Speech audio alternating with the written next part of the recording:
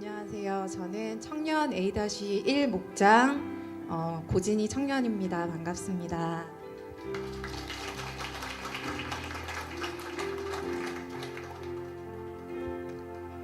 저는 믿지 않는 가정에서 자라났습니다.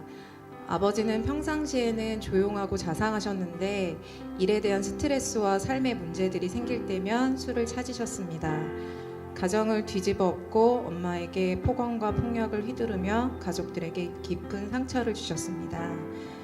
그래서 어릴 적 저의 삶은 매일이 아버지의 폭력에 대한 두려움으로 불안 속에서 지내야 했습니다.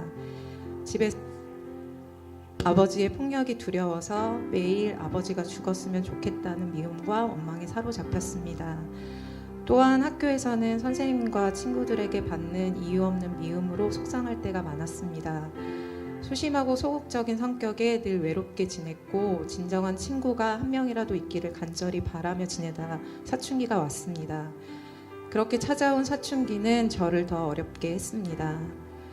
가장 중요한 고3 시기에 친한 친구들의 심한 따돌림으로 인해 심한 우울증과 자살 충동마저 겪었습니다.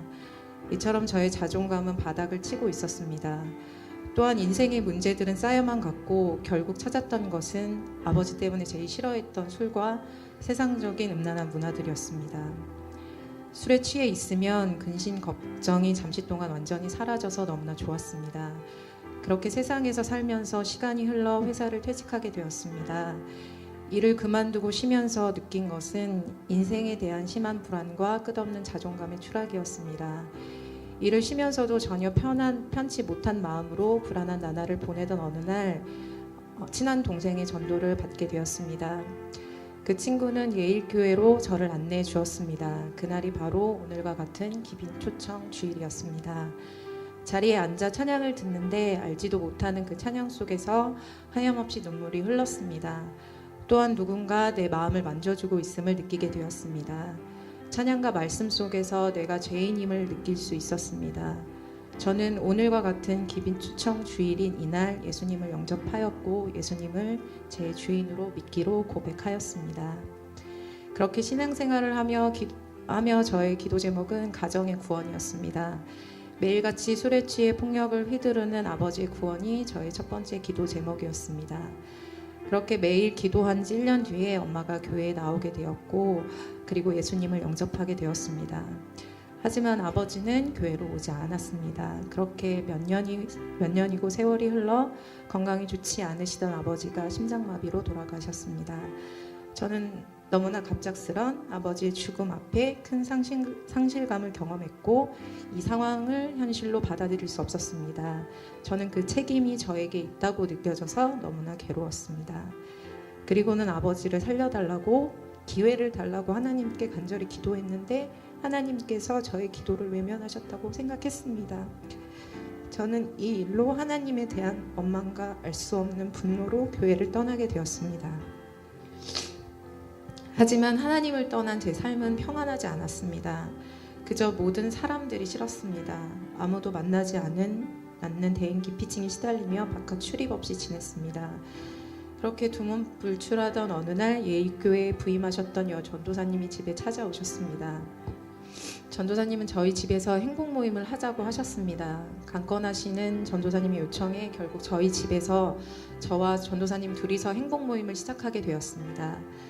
한결같은 전도사님의 수고와 노력에 저는 12주 동안 하나님의 말씀을 계속 들으면서 행복 모임을 끝까지 마칠 수 있었습니다. 12주가 다 지나고 나서 제 자신이 너무나도 무가치한 존재라고 생각했던 것이 부끄러웠습니다.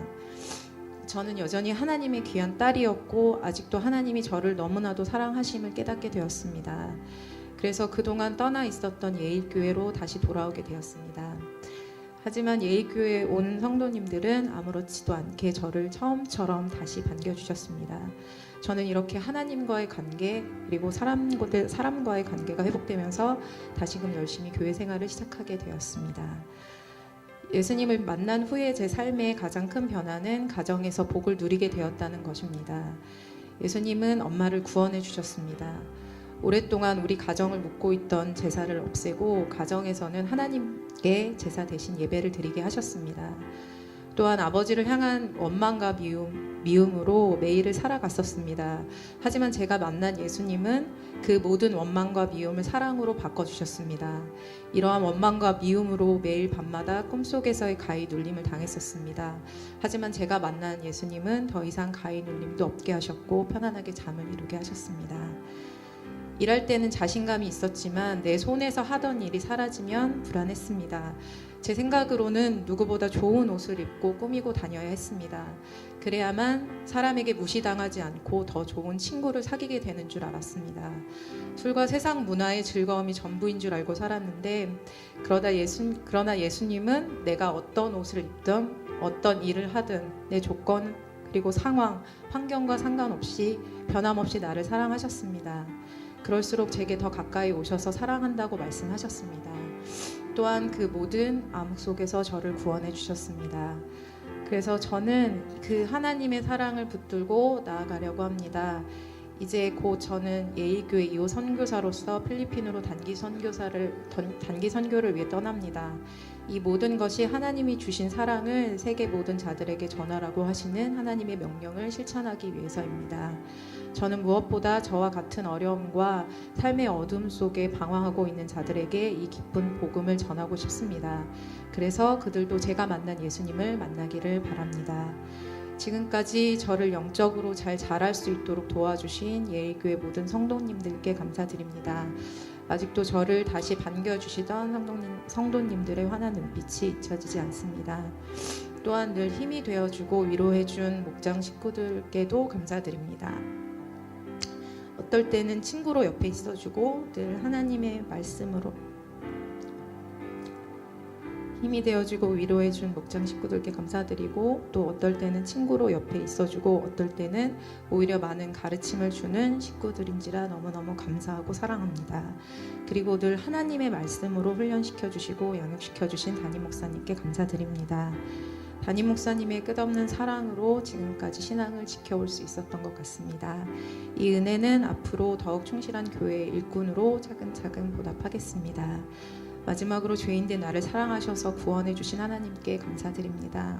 언제나 변함없이 저를 사랑해 주시고 인격적으로 만나 주신 사랑하는 하나님 아버지께 이 모든 영광을 올려드립니다. 감사합니다.